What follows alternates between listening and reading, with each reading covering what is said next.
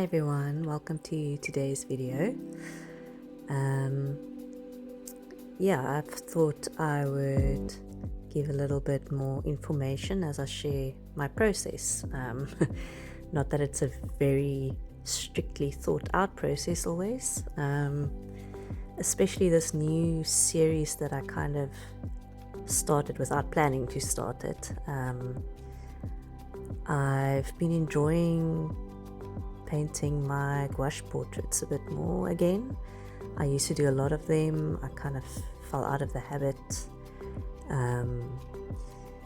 And for some reason I've been really enjoying painting couples, whether it's romantic, platonic, whichever relationships you get, usually combined with some elements of nature, some floral backgrounds, that kind of thing,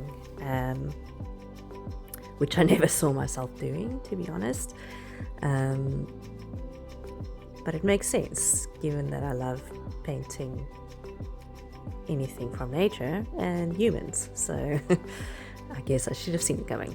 Anyway, I'm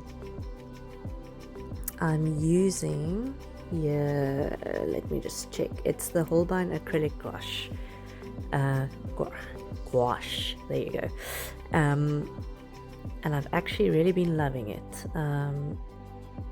I've just used Winsor & Newton normal gouache up until now, and watercolors, and I must say I'm enjoying the acrylic gouache. I love that it can't be reactivated.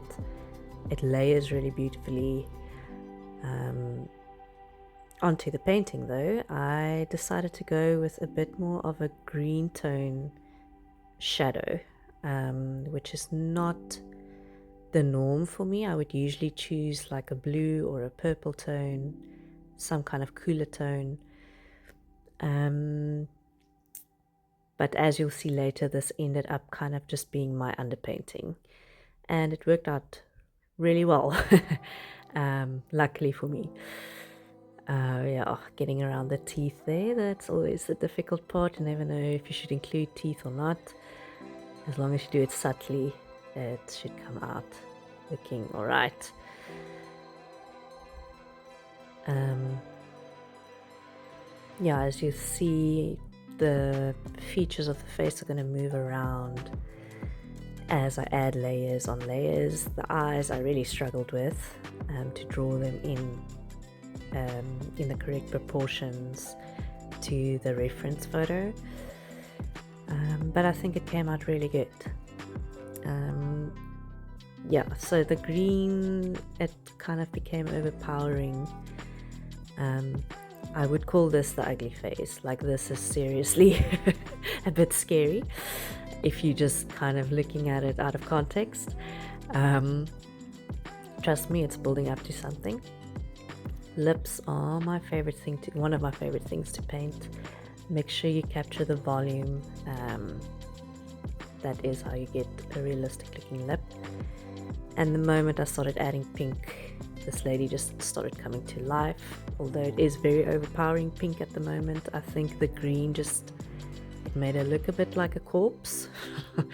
Sorry if that's a bit gross, but yes. So the moment I add pink, people just come to life.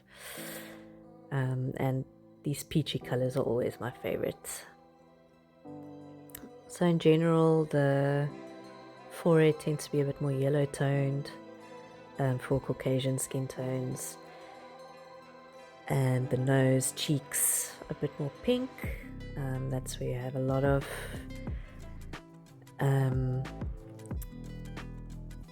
capillaries, that kind of thing.